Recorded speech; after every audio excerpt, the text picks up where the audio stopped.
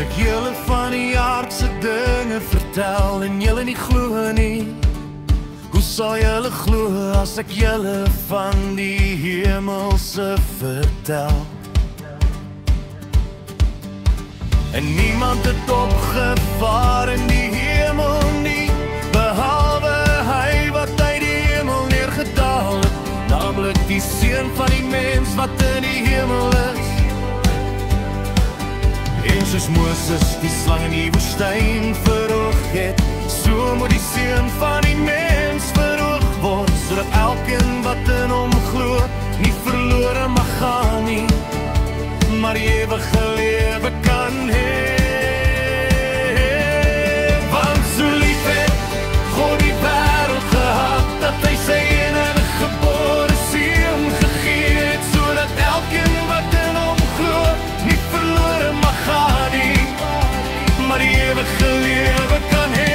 Want God het sy Seun in die wêreld gestuur, nie om die wêreld te veroordeel nie, maar dat die wêreld deur hom gered kan word. Hy wat in hom glo, word nie veroordeel nie, maar hy wat nie glo nie, is alreeds veroordeel, omdat hy nie geglo het in die naam van die enige gebore Seun van God nie. Want so lief het God die wêreld gehad, dat hy sy enige gebore Seun gegee het, sodat elkeen wat in hom glo, nie verlore mag gaan nie, maar die ewige lewe kan hê.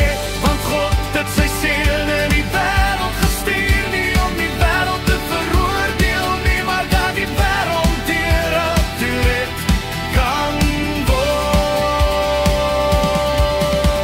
En dit is die oordeel, dat die lig in die wêreld gekom het, en die mense het die duisternis liewer gehad as die lig, want hulle werke was boos. Want elkeen wat kwaad doen, haat die lig en kom nie na die lig nie, dat sy werke nie bestraf mag word.